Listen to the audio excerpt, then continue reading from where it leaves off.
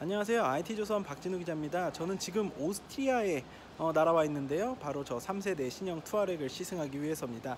3세대 신형 투아렉은 폭스바겐의 새로운 모듈형 세로 배치 엔진 플랫폼 MLB가 적용돼 있어서 이전보다 역동적인 비율을 자랑하는 것이 특징이고요. 여기에 V6 3.0L 새 엔진을 접목해서 또 강력한 성능을 내주고 있습니다. 총 20개에 달하는 첨단 운전자 보조 장치와 여기에 이노비전 칵핏이라고 불리는 폭스바겐의 새로운 개념의 이 디지털 콕핏도 만나볼 수 있는데, 오늘 이 투아렉 제가 경험해보고 또 여러분께 좋은 정보 전달해 드리도록 하겠습니다.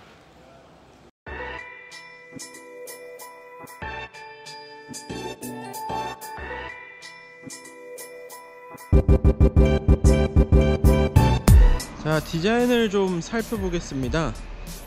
디자인에 있어서 그 아테온이라는 차를 혹시 기억하실런지는 모르겠는데, 그 아테온의 디자인 언어를 좀 같이 공유한다 이렇게 볼 수 있겠고요. 폭스바겐 디자인의 특징이라고 한다면 역시 절제된 느낌과 함께 그 정돈된 이미지, 그런 것들 가지고 있다고 볼 수 있겠는데, 이 플래그십 라인, 그러니까 아테온과 투아렉은 조금 더 고급스러움의 방점이 찍혀 있기 때문에 여기 보시면 이런 크롬 라인들이 굉장히 강렬하게 좀 들어가 있는 상황입니다.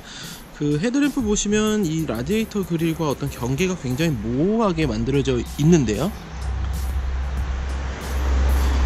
이제 헤드램프에 만약에 불이 들어와 있지 않으면 이 그릴과 이 헤드램프의 구분이 좀 쉽지 않기 때문에 멋있는 모습으로 그려져 있습니다. 그리고 이 범퍼 아래쪽에 이 크롬 장식들이 또 눈에 띄고요. 이 크롬 장식들은 이쪽 뒤쪽에 보시면 이 옆에 이 크롬 라인들과 이어지면서 범퍼까지, 뒷범퍼까지 이렇게 쫙 차 전체를 두르고 있습니다. 자, 옆모습을 보시면은 하나의 강렬한 캐릭터 라인이 존재를 하고 있는데, 접혀있는 모습이 굉장히 좀 엣지 있다, 소위 그렇게 보여지는데요. 이 판금에 굉장히 노력을 많이 기울였다는 점 좀 알 수 있을 것 같고요.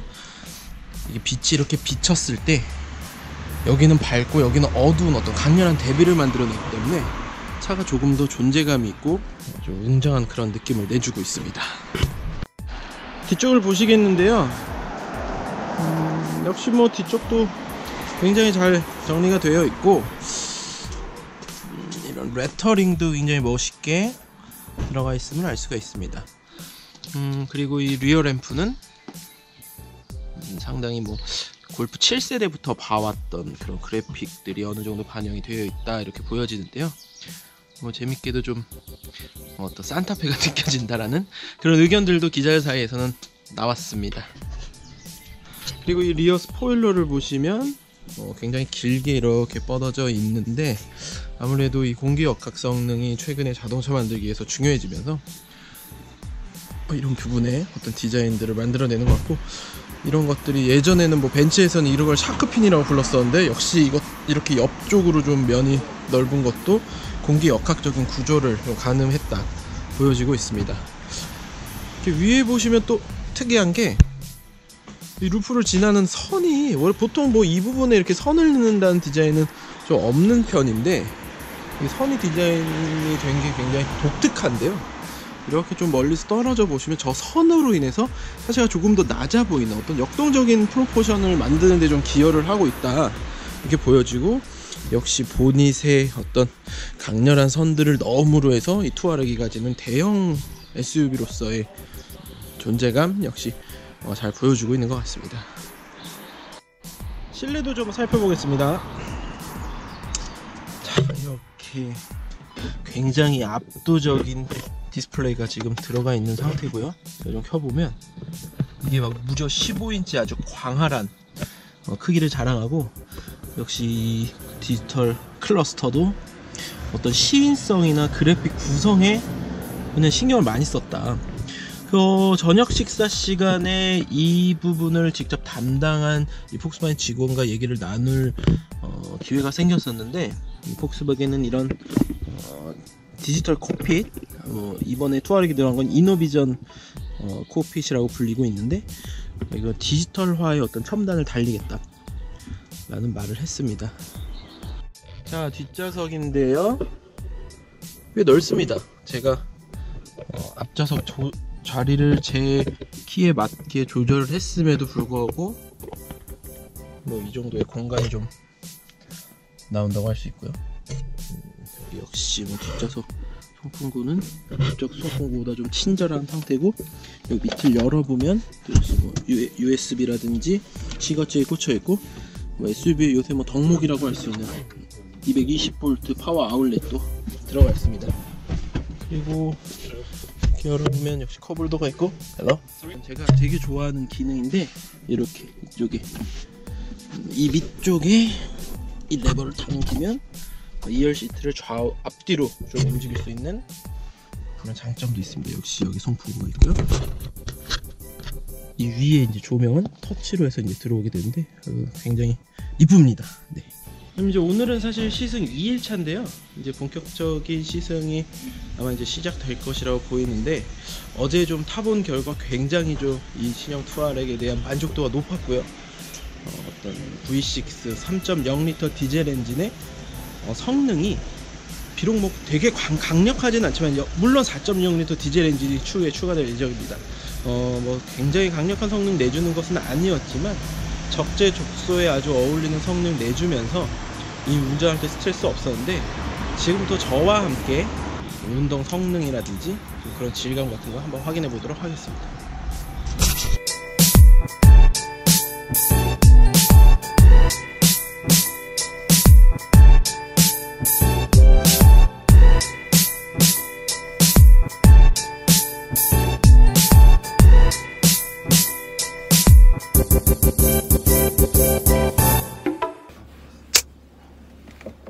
자, 이제 출발하겠습니다.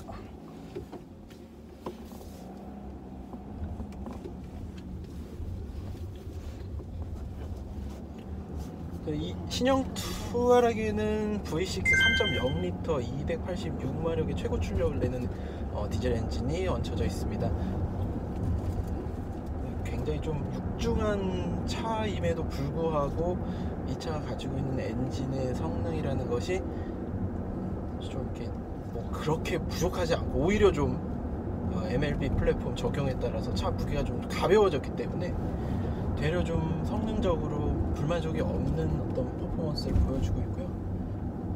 폭스바겐 차는 뭐 제가 여러 번 동영상 시승기 통해서 말씀드렸지만, 제가 한 5년 정도 타봤기 때문에 디젤 엔진을 폭스바겐의 디젤 엔진에서는 충분히 경험을 하고 있다라고 생각하고 있는데, 가장 큰 특징은 좀 조용하다는 점이죠. 이게 대중 브랜드임에도 불구하고 이 정도의 진동 소음, 게다가 이 투아렉은 플래그십 SUV이기 때문에 보다 더 충실한 진동 소음 대체 가지고 있어서요. 보시면 아시겠지만 엔진 소리가 그렇게 크게 뭐 나쁜 그 디젤 특유의 폭발성 강한 그런 소음이 좀 실내로 들어오는 것이 굉장히 잘 억제되어 있습니다. 자, 이 차는 실질적으로 폭스바겐 브랜드의 플래그십 역할을 담당하고 있는데요. 아무래도 이 폭스바겐 역시 시장의 흐름이 SUV로 가다 보니까 SUV 제품군에 대한 신제품을 굉장히 많이 내놓고 있고, 투아렉도 그런 관점에서 다시 새롭게 태어났기 때문에 비교적 크기가 작은 아테온에 비해서 이 투아렉이 조금 더 플래그십의 역할을 담당하고 있다고 보는 것이 좋겠고요. 그래서 이런 전반적인 실내 소재나 그 다음에 디자인에 있어서 현재 폭스바겐 차종 중에서는 가장 높은 질감을 가지고 있다고 보시면 될 것 같습니다. 그래서 어떤 동력 성능이라든지 ADAS 같은 첨단 운전자 보조 기능 같은 것들도 굉장히 모두 충실하게 들어가 있고, 사실은 상급의 브랜드에 비해서도 전혀 부족함이 없다라고 보여질 정도로 아주 높은 수준의 상품성을 가지고 있다라고 저는 좀 판단을 하고 있는데, 이게 문제는 너무 좋은 차다 보니까 이 브랜드의 어떤 좀 가려지는 측면이 없지 않아 있습니다. 2세대 투아렉도 약간 그런 단점들이 있었는데, 같은 가격이면 나는 차라리 뭐 포르쉐 카이엔을 사겠어, 아니면 아우디 Q7을 사겠어, 이런 소비자들이 실제로 많았고요. 그래서 투아렉이 우리 시장에서 조금 인기 없는 차로 낙인이 찍혀버린 그런 단점들도 발견이 됐었는데, 제가 우려하는 거는 이 3세대 투아렉도 굉장히 제가 타봤을 때는 아주 좋은 수준의 차, 그러니까 이 차는 적극적으로 내가 추천해도 되겠다라는 생각을 갖게는 했는데, 과연 이 폭스바겐이라는 브랜드의 이 프리미엄카라는 것을 소비자들이 납득을 할 수 있겠느냐. 그리고 이 15인치 이노비전 콕핏, 그 다음에 이런 디지털 클러스터, 첨단 ADAS 뭐 한 20개에 이르는 아주 충실한 그 장치들을 가지고 있음에도 불구하고 이런 것들이 시장의 가격으로 반영됐을 때 과연 소비자들이 납득할 수 있겠는가라는 의문은 계속 따라다니고 있고요. 현재 폭스바겐 코리아는 3.0L와 4.0L 이 디젤 엔진을 국내에 출시할 것으로 계획을 하고 있는데, 분명히 4.0L는 분명히 1억이 좀 넘어갈 것 같고, 3.0L 역시 8천만 원 정도에서 가격이 책정될 것으로 현재는 지금 예상만 하고 있는데, 그러면 역시 또다시 그럴 바에는 아우디를 사지, 그럴 바에는 포르쉐를 사지, 그럴 바에는 벤츠, 그럴 바에는 BMW 뭐 이런 얘기들이 계속 나올 것 같아서요, 좀 안타까운 측면 중에 하나죠. 폭스바겐 계속해서 니어 프리미어 전략, 그리고 그 니어 프리미어를 넘어선 프리미엄 전략을 구사하고 있는데, 이런 것들이 시장에서 어떻게 반응이 이루어지고 또 볼륨 모델을 어떻게 판매하는지에 대해서는 여전히 의문부호가 남습니다. 이 폭스바겐 볼륨 모델이라고 한다면 역시 이 중형 이하의 작은 차들이기 때문에 중대형 이상의 그런 프리미엄 카, 그다음에 좀 약간 대형카로 갈수록 이 브랜드 파워가 좀 약해진다는 단점이 있고요.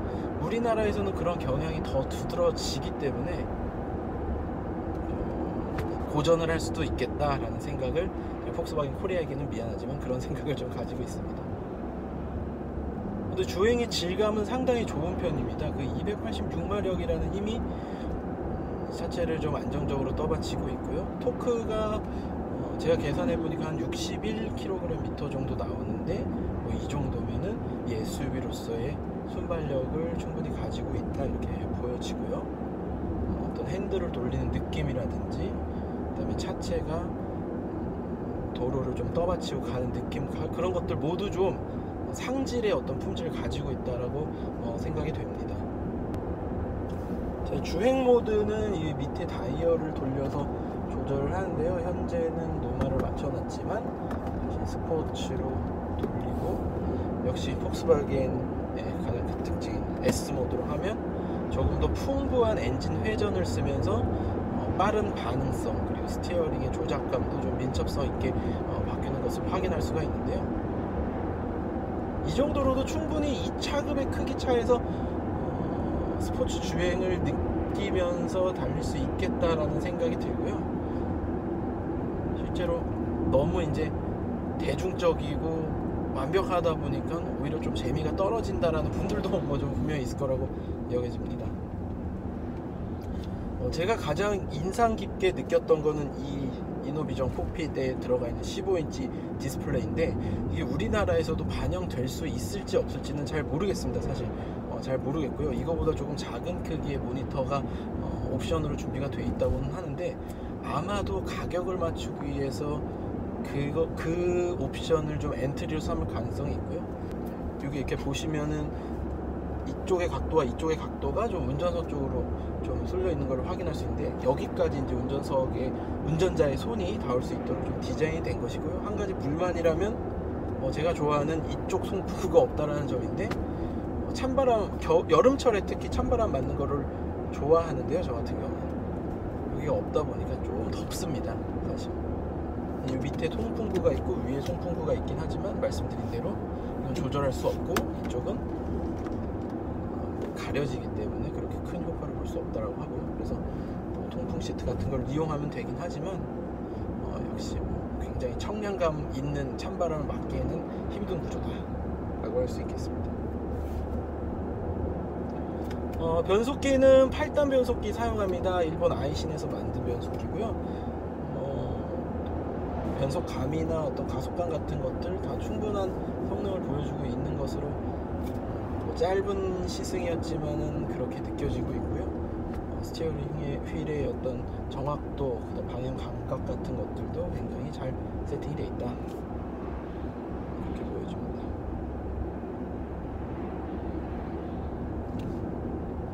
그리고 말씀드린 대로 첨단 ADAS가 들어가 있는데 이거 굉장히 유용한 기술들이 많습니다. 이 스티어링 휠에 있는 버튼들을 활용해서 이제 하게 되는데요. 저는 세팅을 80km로 맞춰놓고 달려보겠습니다. 손을 떼도 레인 키핑에 의해서 저희가 알아서 주행을 하고요. 지금 72로 되어 있는데 80으로 다시 맞추고요. 앞뒤와 차량 간격은 자기가 알아서 조절하고. 오, 쫄깃. 방금 좀 무서운 상황이. 얘가 원래 어제는 인식 되게 잘했는데 오늘은 조금 곡선 주로가 많다 보니까 와인딩 위험하네. 와인딩 좀 위험합니다. 이건 뭐 곡선 주로에서는 사실은 시스템이 아무리 완벽하더라도 사람의 힘을 빌리는 게 아직까지는 나을 것 같습니다. 계속 차선 바꾸고, 이게 사실 레인 키핑 굉장히 정확하고 또 빨리 반응하고, 얘가 설정해 놓은 어떤 기준이 우리가 설정하고 있는 생각보다는 더 엄격해 가지고 어제는 굉장히 잘 움직였는데 오늘은 좀 얘가 좀 멍청하네요. 날이 흐려서 그런가?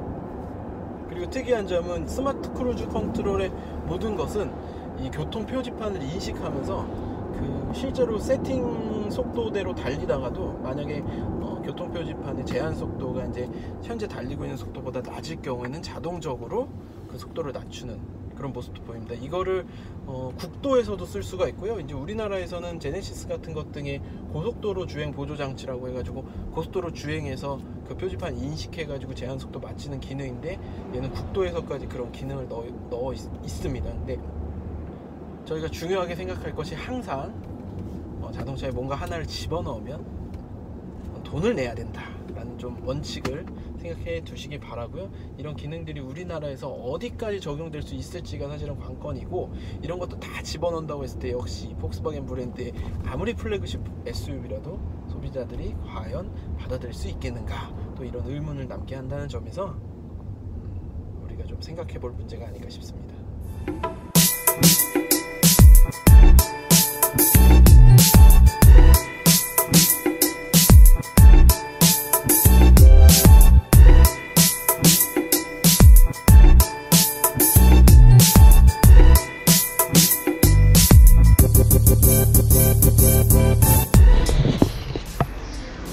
자, 신형 투아렉 시승 행사 모두 끝마쳐졌는데요.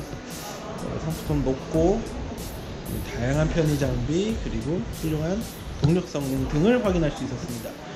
투아렉의 국내 출시 시점은 아직 정확하게 나오지는 않았습니다만 내년쯤으로 현재 예상하고 있습니다. 그때 다시 우리나라에서 이 신형 투아렉을 충분히 또 경험할 수 있는 기회가 있었으면 좋겠습니다.